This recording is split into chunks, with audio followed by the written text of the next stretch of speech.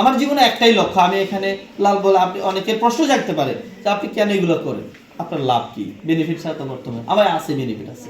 আমার একটা মাত্র বেনিফিট, আমি যখন মরে যাব তখন অন্তত আমার নাম, আমার এই কার্যক্রমগুলো দেখে আমার জন্য দোয়া করবে সবাই। আমার শেষ বিদে আমি যখন আমার যখন আমি মরে যাব, আমার জানাজার এলান হবে, তখন সবাই যাতে আমার জানাজায় শরীক হয়। এই ছাড়া আমার কোনো চাহিদা নাই।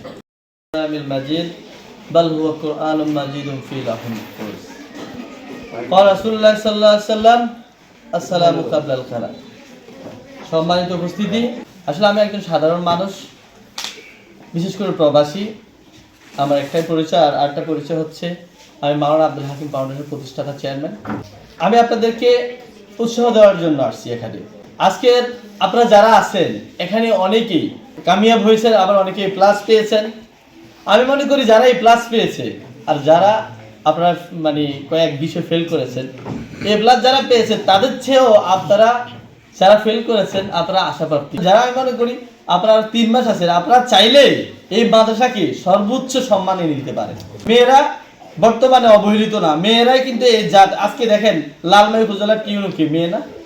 মেয়ে আগের জন্য ছিল মেয়ে, তো মেয়েরা কিন্তু পিছিয়ে পড়ে নাই।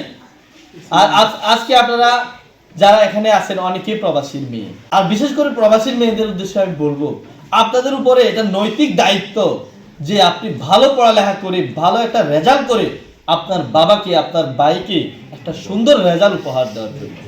আপনি মনে করবেন না আপনার যখন আপনার বাবার কাছে যে আবদারটা আপনি করেন যে বাবা আমি পরীক্ষা দেব, আমার সুন্দর জামা কাপড় কিনতে হবে, আপনি মনে করবেন না এই টাকাটা এমনি এমনি চলে আসে।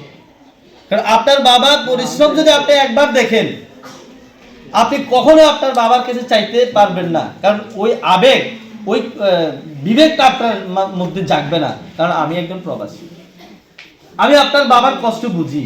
কারণ আমি মনে করবো এখানে 80% মেয়েরই বাবা হয়তো ভাই প্রবাসী থাকে, আমি মনে করি যেটা। কারণ আমাদের হলুদে আমি আজকাল গ্রামের অনেকের সাথে আমার আত্মীয়তার সম্পর্ক আছে।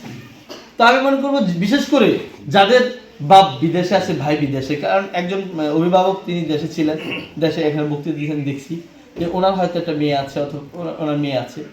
আপনি যার মেয়ে আছে অবশ্যই উনি দেশে ইনকাম করে দিন শেষে কিন্তু তার মেয়েকে সে দেখতে পায়, তার পরিবারকে সে দেখতে পায়। অনুরূপ ওনার বিপরীতে যে যার ভাই বিদেশে আছে, যার বাবা বিদেশে আছে, আপনার বাবা কি আপনাকে দেখতে পায় মোবাইলে ভিডিও কল ছাড়া? আপনার বাবা কি আপনার সাথে একসাথে খেতে পারে? তো এই বাবা আর ওই বাবার মাঝে কিন্তু অনেক ডিফারেন্স। বাবারা কিন্তু সবসময় পৃথিবীর তার যদি 4টা ছেলেও থাকে, 4টা ছেলে একদিকে, তার মেয়েটা একদিকে। কারণ বাবারা সবসময় মেয়েদের প্রতি দুর্বল। পৃথিবীর সব বাবাই মেয়েদেরকে যে পরিমাণ ভালোবাসে, একটা মেয়ে যদি তাকে বলে আসমানের তারা এনে দিতে পারে, বিশ্বাস করেন ওই বাবার যদি ক্ষমতা থাকে সেই আসমানের তারাটাই আপনার হাতে এনে দিতে পারবে। তো আপনারা মেয়েরা কি বাবার অধিকার সবচেয়ে, আপনাদের তো সবচেয়ে অধিকার বেশি, অথবা আপনাদেরই দায়িত্ব বেশি সুন্দর করে পড়ালেখা করে, ভালো পড়ালেখা করে বাবার মুখ উজ্জ্বল করা। এখন মেয়েরা বিজনেস থেকে শুরু করে সরকারের সব কোটাতে আপনাদের জন্য খালি আছে, অথবা আপনাদের বাধা কোথায়? একটা প্রবাসী যখন সে বিদেশ যায়, আমার মতো জোয়ান অবস্থায় যায়, যাওয়ার পরে আসে সেই কখন এটা তো জানেন?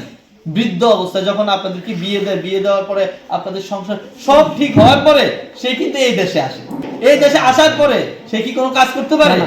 কোনো কাজ করতে, তার তখন কর্মদক্ষতা বলতে কোনো কিছু থাকে না। তো আপনারা যদি ভালো একটা পড়ালেখা করে ভালো একটা জায়গায় যান, তখন ওই বাবা, ওই ভাই, তখন সেই অন্তত শেষ বয়সে যখন আপনি তাকে একটু সাপোর্ট করবেন, তখন তার জীবনটা ধন্য হবে যে আমি 20 বছর 30 বছর বিদেশ করে আমি আমার মেয়েকে ভালো সুশিক্ষিত করতে পেরেছি, আজ আমি ধন্য। আজ আমি মরার সময় আমার মেয়ে, আমার শেষ বয়স আমার মেয়ে আমাকে সাপোর্ট দিতে পারে। আমার মাওলানা আব্দুল হাকিম ফাউন্ডেশনের পক্ষ থেকে অনেক বড় একটা পরিকল্পনা নিয়েছি। সেটা হচ্ছে আমি আমার জীবদ্দশায়, কারণ অনেকেই টাকা ইনকাম করে হয়তো তার উত্তরাধিকারীদের জন্য, আলহামদুলিল্লাহ আমি রেখেছি। তারপরেও কারণ আমি একটা জিনিস চিন্তা করি যে টাকা পয়সার পাহাড় করে আমি কি করব? টাকা পয়সা আমি রেখে গেলাম, আমি যদি কালকে মরে যাই তখন এই টাকা কে খাবে? আমার অথবা আমার মেয়ে উত্তরাধিকারী খাবে, কিন্তু তারা কি করবে? আমি যদি এই দেশকে, এই জাতিকে কিছু না দিয়ে যেতে পারি, এই সমাজের জন্য যদি কিছু না করে যেতে পারি, এটা সবাই করতে পারে। শুধু আমি মনে করি মানুষের কল্যাণের জন্য অর্থের প্রয়োজন নাই, মন মানসিকতার প্রয়োজন। আপনি যদি মন থেকে ভাবেন হ্যাঁ আমি তার জন্য কিছু করব, কোনো না কোনোভাবে আল্লাহ রাব্বুল আলামিন কিন্তু আপনাকে সেই ব্যবস্থাটা করে দিবে। তা আমি লালমাই উপজেলায় যতটা প্রতিষ্ঠান রয়েছে, আমি চেয়েছিলাম যে ইনশাআল্লাহ আমি আমার মাওলানা আব্দুল হাকিম ফাউন্ডেশনের পক্ষে এমন কিছু রেখে যাবে এই প্রতিষ্ঠানে যাতে আমার স্মৃতি সবসময় থেকে যায়।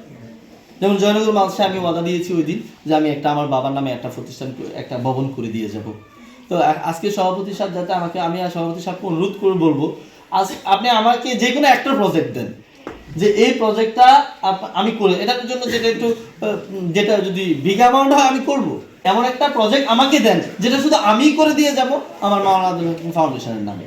এরকম একটা প্রজেক্ট আমাকে যদি দেন, তা আমি চাইছি লালমাই ভিতরে যতটা মাদ্রাসা আছে এরকম প্রত্যেকটা মাদ্রাসা দিয়ে আমি একটা প্রজেক্ট আমি করে দেব আমার নিজস্ব অর্থায়নে, যাতে অন্তত এই জিনিসটা দেখে সবসময় আমার স্মৃতিটা থেকে যায়।